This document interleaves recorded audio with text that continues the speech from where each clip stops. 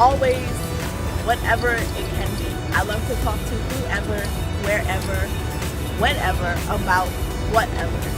There are no stipulations. It's just whoever is interesting. I started breaking barriers because I started to understand that in today's society, people just don't want to talk to each other anymore.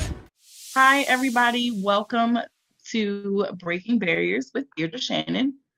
I'm sure you guys are seeing me, I guess, in a different light today. I'm kind of in a chill mood today, honestly. I just not too long ago got off of work. So whatever, you guys will see my scrub tops, all the things. I work at a veterinary hospital, so I get to rub on cats and dogs all day and puppies and kittens. Yeah, it's great. Anyways, I just want to say, hey, what's up? See how you guys are doing.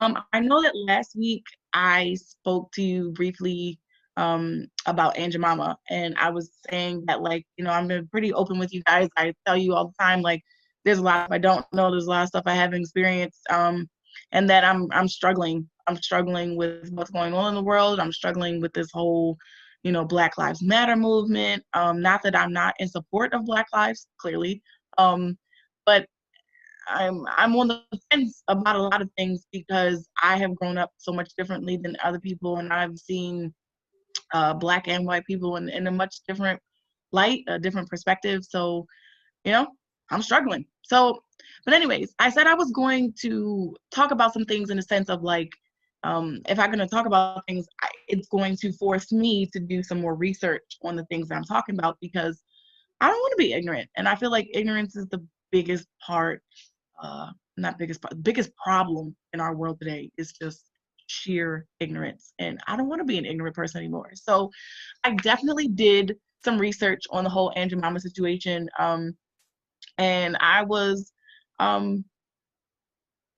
pretty blown away about learning the stories of what's behind Aunt Jemima and things like that. So back in the day, Aunt Jemima was definitely, I guess, a depiction of what white people pictured all Black women to be, and they had a name for that, which was Mammy.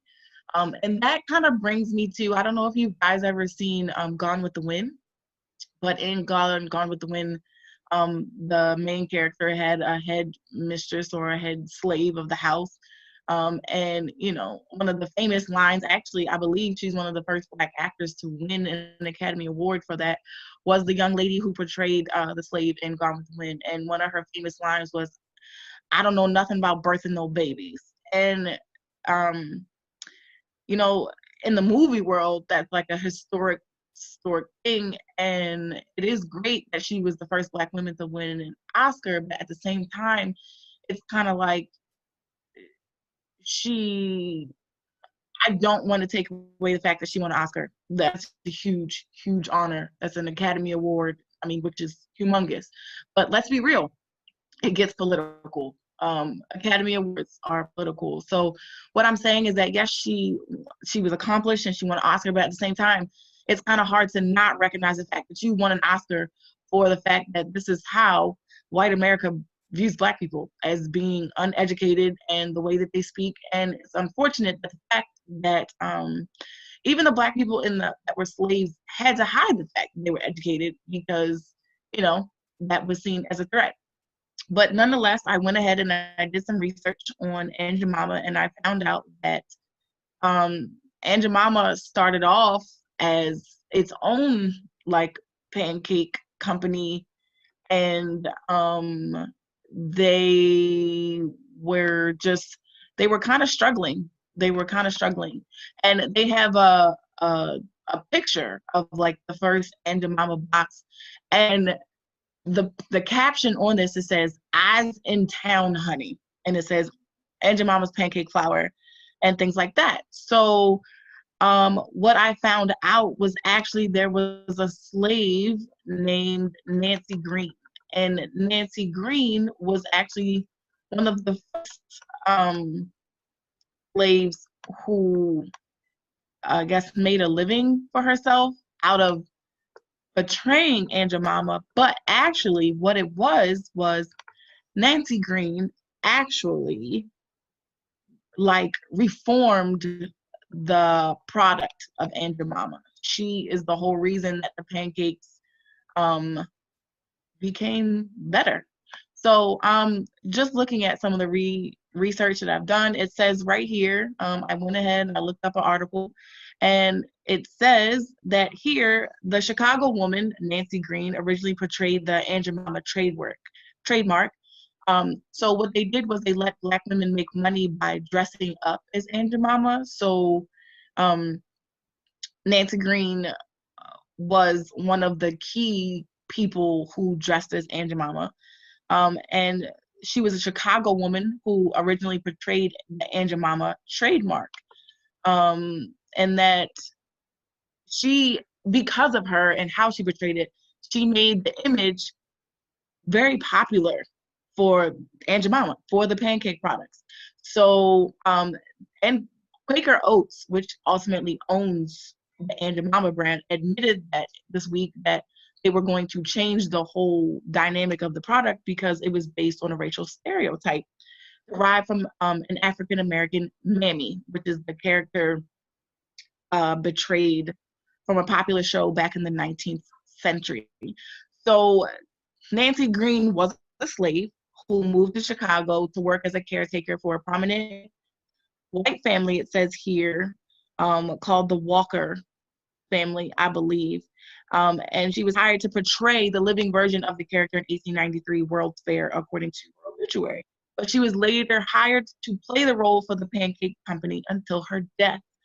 And what's interesting about it was that she actually developed her own pancake mix, and the Aunt Jemima Company took it and ran with it. And then in that, what do you call it? Like advertisement. Oh, I can't think, you guys. In the advertisement, it says, "Eyes in town, honey." It says, "Better this year, better this year than ever before." Listen to me, I can't even read. Prepared from wheat, corn, rice, makes the finest pancakes imaginable. No trouble at all, only takes minutes to prepare.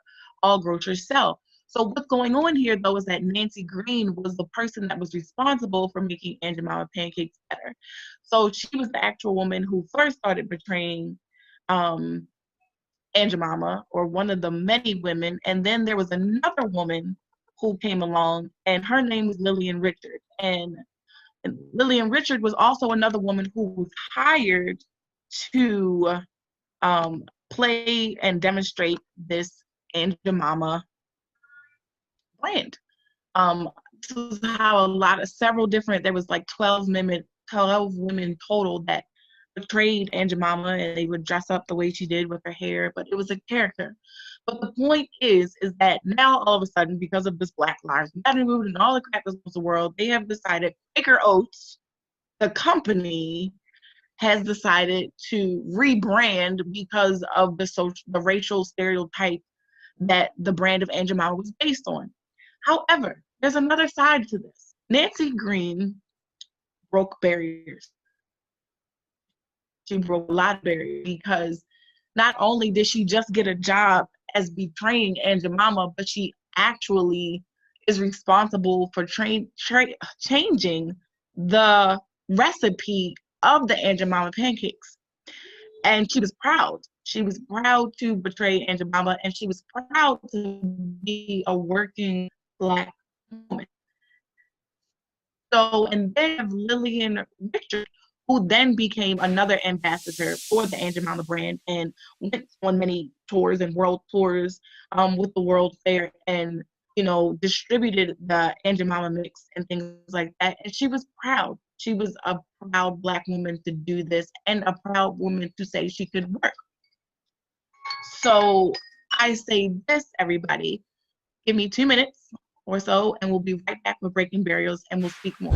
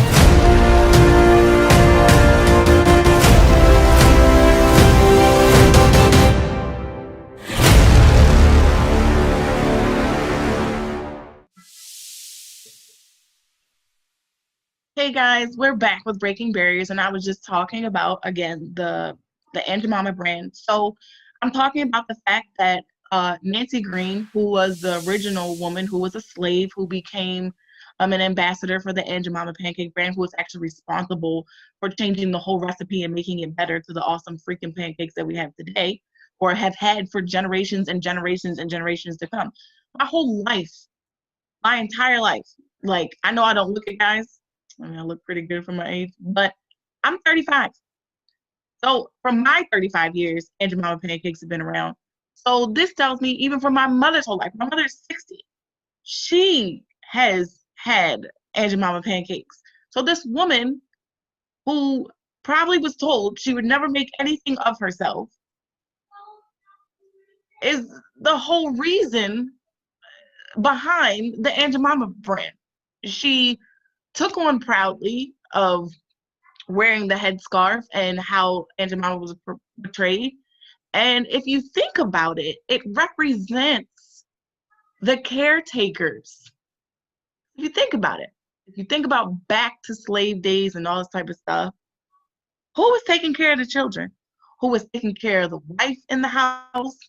Who was taking care of the husband? Whatever he decided that would have been. And then leaving the white homes and then going and taking care of their own families. That was Black women.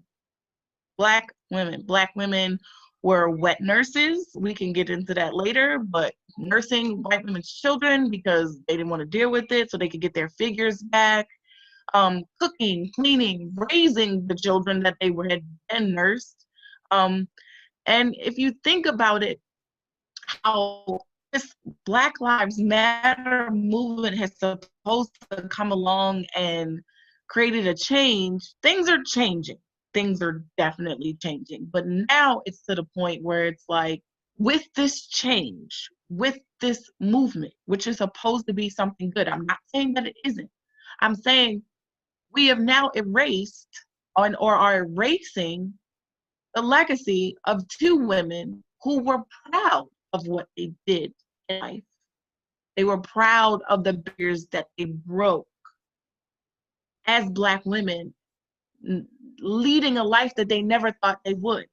Nancy Green was a slave who became a person who changed an entire company's recipe. And even though she had to walk around as Aunt Jemima, she was the reason why the pancakes tasted so good. She was the reason why everybody got to experience the new recipe.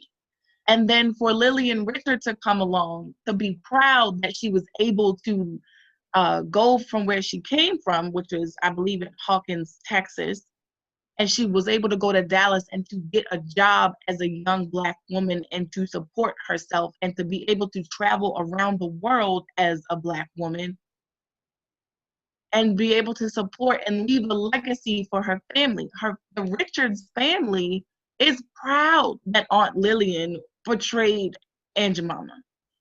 And so it's interesting because here in this article, the niece of Lillian Richard had something I thought was fantastic. Her name is Vera Harris. Lillian Richard's niece supports the decision and the Black Lives movement about Aunt Jemima. That Aunt Jemima represents a part of history for her family in the town of Hawkins, Texas. But she said, erasing my Aunt Lillian Richard would erase a part of our history, says Harris, who serves as a family historian for the Richard family of Hawkins. All of the people in my family are happy and proud Aunt Lillian and what she accomplished. So she said, you know, even though, you know, she kind of, I guess, somewhat supports the decision of Quaker Oats, you know, acknowledging the fact that, you know, it was based off of a insensitive stereotype, she still doesn't want to erase the legacy of what her aunt has done or what her aunt did or what Nancy Green did. She said, I think my aunt was excited about, first of all, it was a job. It was a job and it was a paying job. And she said she would go around to give demonstrations at fairs And it was something that she was able to do without having to take care of somebody or to cater to somebody or, or to jeopardize her body at the time. Because we all know that was, and still is a thing today, just being a woman. She said to keep her aunt's legacy alive, she says her family hopes that Quaker Oats comes out with a commemorative box to recognize the many women who betrayed Aunt Jemima. Because remember, I said there was 12 women. There was 12 main women who were called ambassadors who represented the Aunt Jemima brand and the character. And they said the back of the box could list their names and put a spotlight on one of the women each month. I think that is absolutely fantastic. I think that is absolutely amazing and that they should.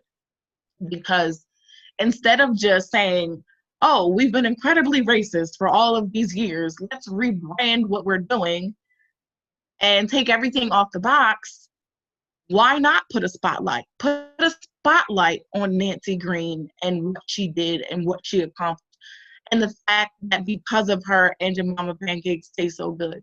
Put a spotlight on the fact that this was Lillian Richards' job that was paying and supporting her and showing the generations of children and relatives that she was being raised around or help raising or influencing raising or even, leaving a gift to little Black girls today. She got out there and she was able to support herself and she was able to travel the world while she did it.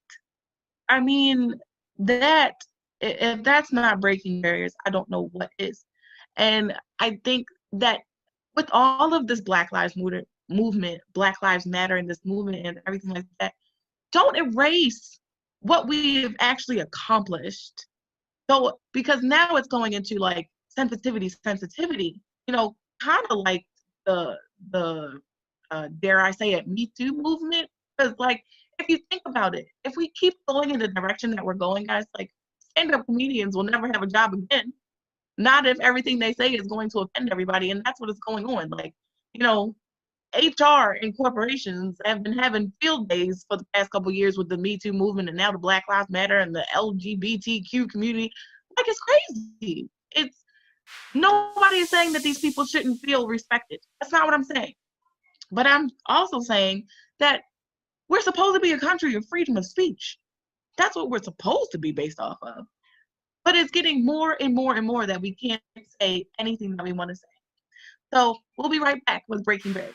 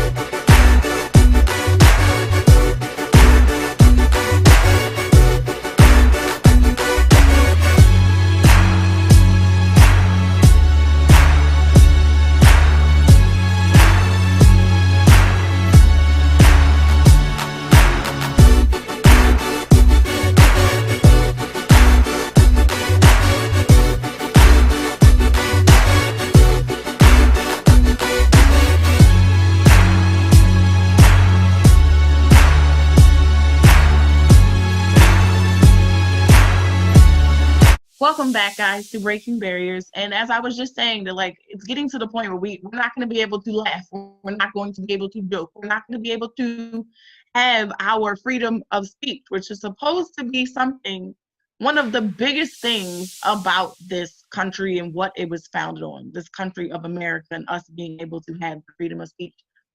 It's being taken away.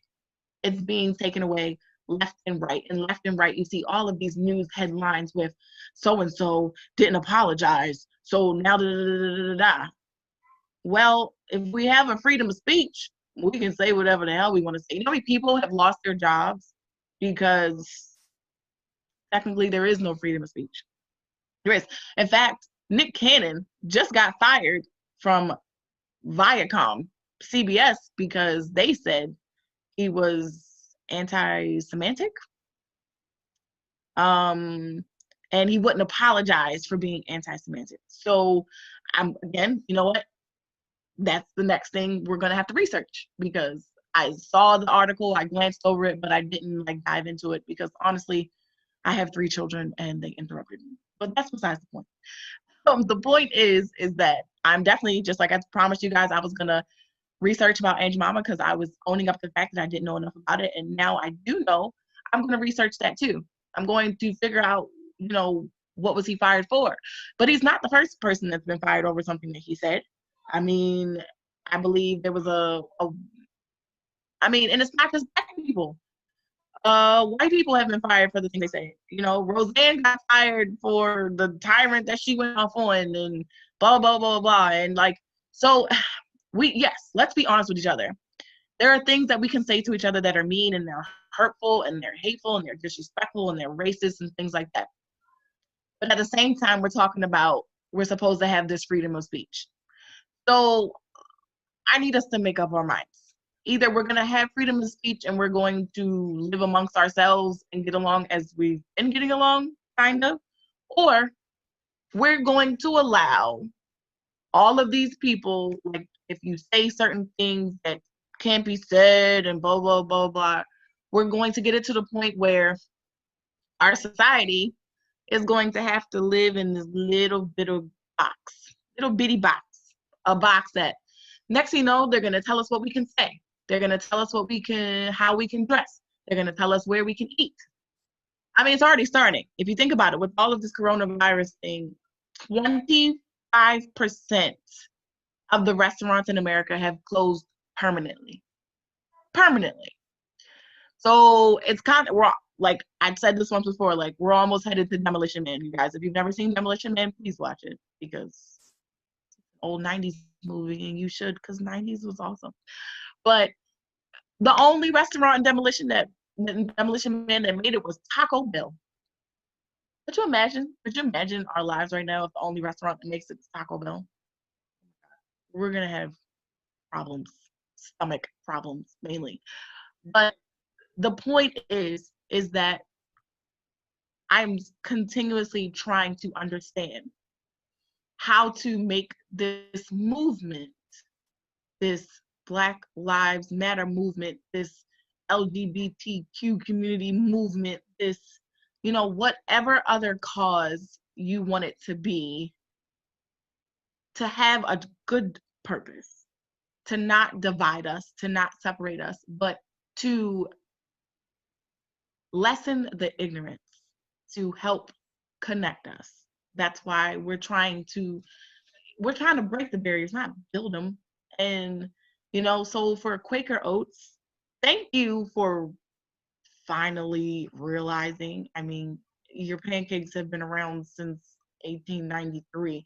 So now in 2020, you want to change the racial stereotype about your product? But by doing that, you're erasing all of the accomplishments of those women. So I think you should take Miss Vera's advice, the niece of Lillian Richards, and I think you should put a spotlight on the amazing Black women of the world who have continued to be the caretakers of not just white America, of America. And do that. Put little stories or snippets on the back of your box to show or to explain or to educate the world, not just little Black boys and girls, but the world, anybody that buys your pancakes, about the strong Black women who created your product and made it what it is today. You want to make a change, you want to do something, you want to be a part of the Black Lives Matter movement, do that. Stand up for that. Stand up for their legacy. Stand up for what they were able to do. Stand up for the fact that they were unicorns. And I say that strongly, unicorns, because what Nancy Green and Lillian Richards did, and during the time that they did it in, was unheard of and unimaginable. And they made it a reality. So idolize that. Instead of betraying Aunt Jemima, put a picture of Lillian Richards and Nancy Green on your boxes and put their stories on the back of your boxes. And there you go. Still make money off of the pancake mix that you've been making off for many, many years. I thank you guys for entertaining my thoughts this week. This is Deirdre Shannon with Breaking Barriers. I'll see you guys soon. It all started when I used to commute I was born and raised in Baltimore, Maryland, and I used to commute to DC for work for 5.5 years. And I noticed on the commuter train, no one wanted to speak to each other. No one wanted to sit by each other. Nobody wanted to touch or rub elbows. And I got to the point where I was like, you know what? We got to get back to talking to each other. Everybody gets so caught up in celebrity stories and what celebrities are doing and trying to keep up with the Joneses. But that's not what Breaking Barriers is about. It is totally about the everyday